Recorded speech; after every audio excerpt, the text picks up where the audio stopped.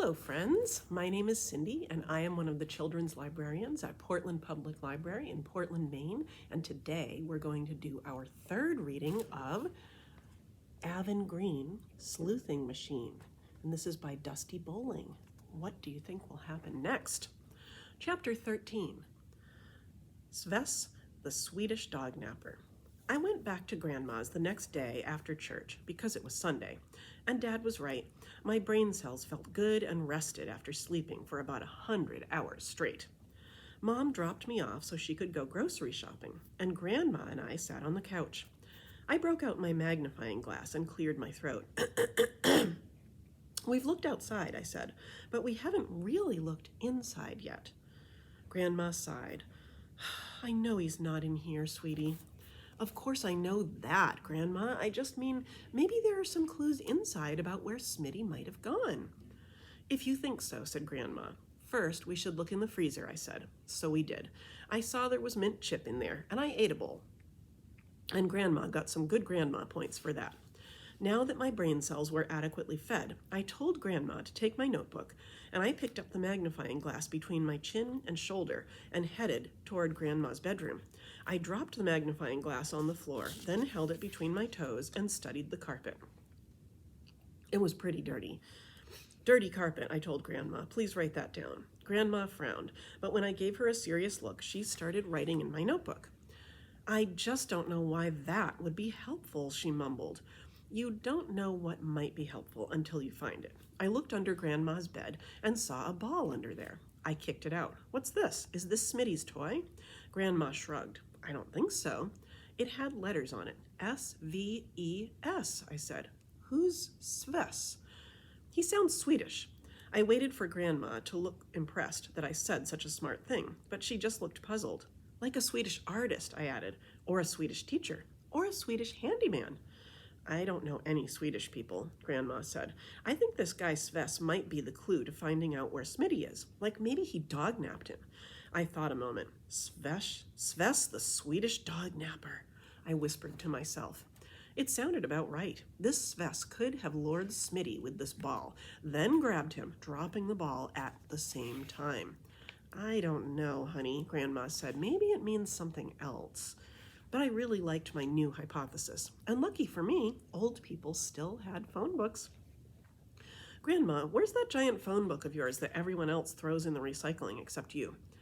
We went to the phone book. The names were in order of last name, so I tried to find someone with the last name of Sves.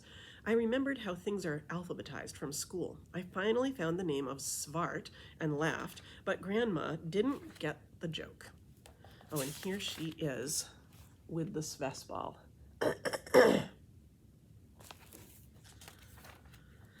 I ran my toe down the listings. Sverdbeev, Sverdlove, I snickered. These names are awesome. My last name seemed really boring all of a sudden. Sverko, Sverner, Svesko, Svetin. I frowned. Oh no, I passed it, and there was no Sves, and I can't possibly read all the first names to find him. Here she is going through the phone book. Maybe he's just not in there, Grandma said, but I knew this Sves was lurking around somewhere, probably close to, just waiting to jump out at us from behind any corner. My eyes darted around the trailer. You won't get the better of me, Sves, I thought. Oh, no, you won't. Chapter 14, Acronyms and Other Revelations. I kept thinking about Sves while I was at school the next day. Did he have a skinny mustache that curled at the ends? I could see him twisting his pointy mustache in evil ways while he lured Smitty out of the house with the ball, cackling the whole time. I told Mom my hypothesis, and she said maybe we should cut down on the Scooby-Doo, but I had no idea what that had to do with Sves and his evil mustache. I was thinking about Sves so hard that when my teacher called on me, I didn't know what she was even talking about. Please repeat your question, I said. Aven, she said, I asked what 7 times 9 is. She pointed at the problem on the board. How can you expect me to think about times tables when an evil dude named Sves has dog-napped Smitty, I cried, slumping down at my desk. And here is a picture of her slumping at her desk. She looked very confused. Sves? Yes, we saw his name printed on the ball he dropped when he stole Smitty. We're pretty certain he used the ball to lure Smitty, just like you'd use a worm to lure a big old bluegill. She smiled. How do you spell that? Sves, of course. Sheesh, you'd think teachers would know how to spell simple words like Sves. You mean like Sunrise View Elementary School? She asked. How could she not know that Sves did not spell that? First of all, it was way too short. No, that would be spelled Sunrisev. Aven, she interrupted me. I know how to spell the school name. I'm saying that SVES could be an acronym for our school. What's an acronym? Just then, that new girl, Sujata, raised her hand. It's the first letter of each word in a name, she said softly, and there she is. Good, Sujata, Ms. Luna said. Then she wrote the word on the board. It's when you take the first letter of each word in a name and put them together.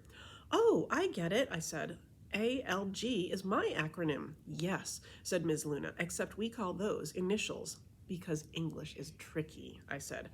Ms. Luna laughed. Yes, it is sometimes, she said. Here is another example of an acronym. She wrote USA on the board. This is the acronym for the United States of America.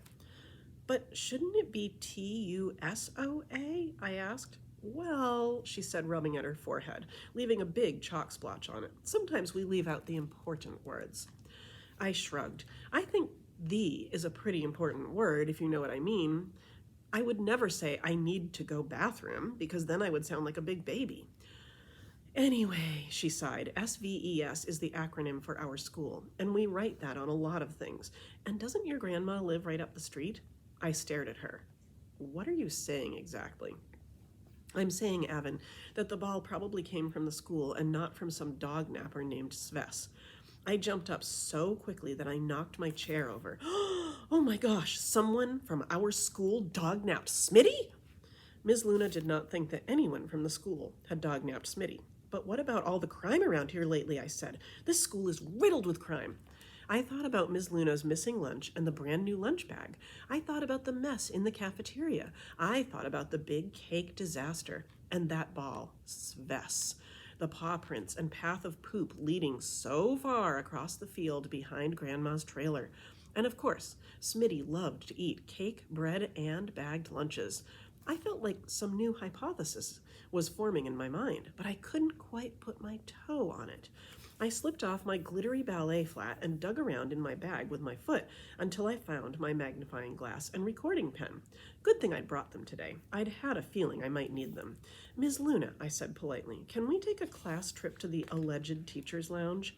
What for, Aven? I held up the magnifying glass in my toes. Clues about the food thief. Students really aren't allowed in there. But this could be the big break I've been waiting for, I said. Ms. Luna sighed. How about if I check in there later during lunch? But you're not a highly trained private investigator, I said. Oh, I'm very good at observation, said Ms. Luna. If there's anything in there, I'll find it. But I had my doubts. Ms. Luna didn't even see Robert picking his nose and flicking his boogers at Kayla right as she was bragging about her observational skills. Chapter 15, Group Work. Time for history, Ms. Luna announced. Let's get to work on our new group projects. We're going to break up into groups of 5, and each group is going to pick a country for our report and presentation. And can you believe it? I got to be in a group with Emily and Kayla, and that new girl Sujata joined us. And then Ms. Luna said the worst thing ever when she told us, I'm sure you girls won't mind Robert joining your group. I absolutely did mind, but I didn't say so because Mom always told me I didn't have to say absolutely everything that went on in my head. The problem was, it was just so hard to keep it stuffed in there. Everyone broke up into groups. The moment we sat down together in one corner of the room, Robert was already being a problem by looking at me and making toad noises. I'd have liked to shake my fist at him if I'd had one. Shaking your clenched foot at someone did not send the same message. So what country should we pick? I asked, because I am a natural-born leader, as Mom and Dad always said. How about Kansas? Emily said.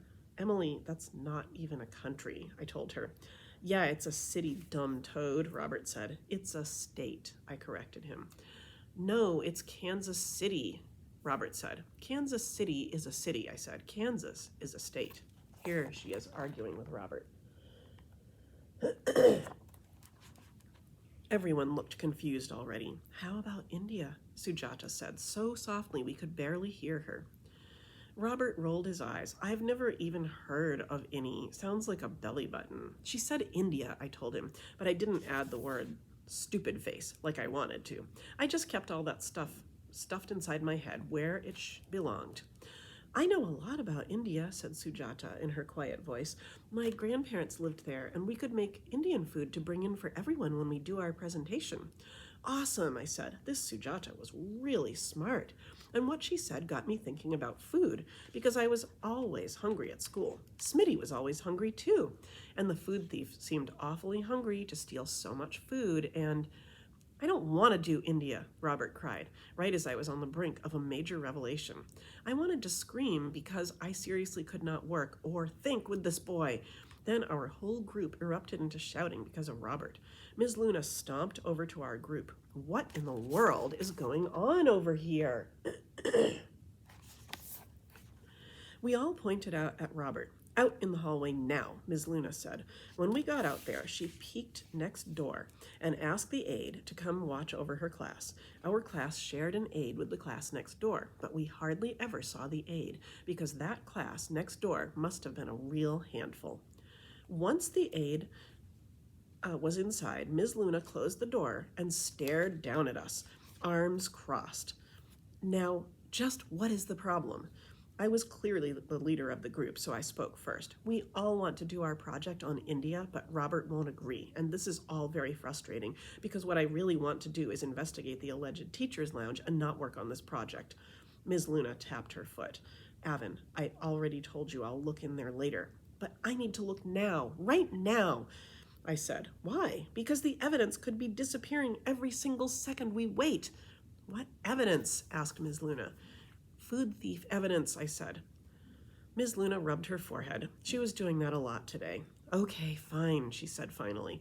If we take a quick trip to the teacher's lounge, will you let this go? I smiled and nodded. I just need my magnifying glass and special spy pen. And that was our third reading of Aven Green, Sleuthing Machine by Dusti Bowling. And I hope that you will come by tomorrow for our final reading of this very funny book. My name is Cindy. I am one of the children's librarians at Portland Public Library in Portland, Maine. And I had a great time reading to you, and I'll look forward to doing it again tomorrow. Bye-bye, friends.